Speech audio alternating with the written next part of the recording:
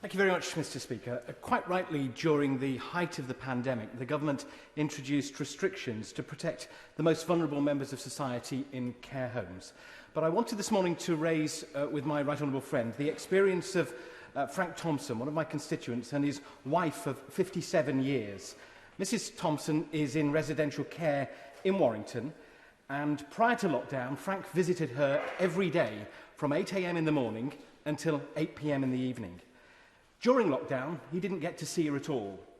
And as restrictions were eased in May and the roadmap moved forward and everybody in the care home was vaccinated and Mr. Thompson was vaccinated and the care staff were vaccinated, Mr. Thompson was allowed to see his wife for 30 minutes once a week.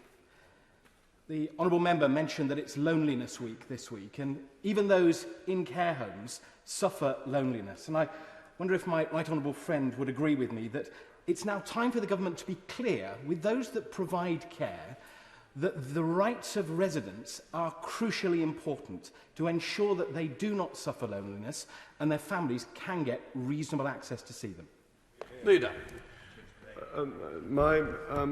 Mr. Deputy Speaker, my honourable friend raises a very important and sensitive point, and I think members across the House will be concerned about this and will have heard from constituents suffering difficult circumstances in visiting family and friends in care homes.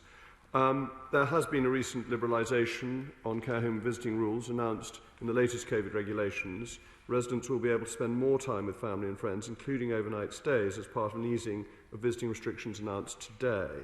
From the 21st of June, people admitted to a care home from the community will no longer have to self-isolate for 14 days on arrival, so residents will have a less disruptive introduction to their new home.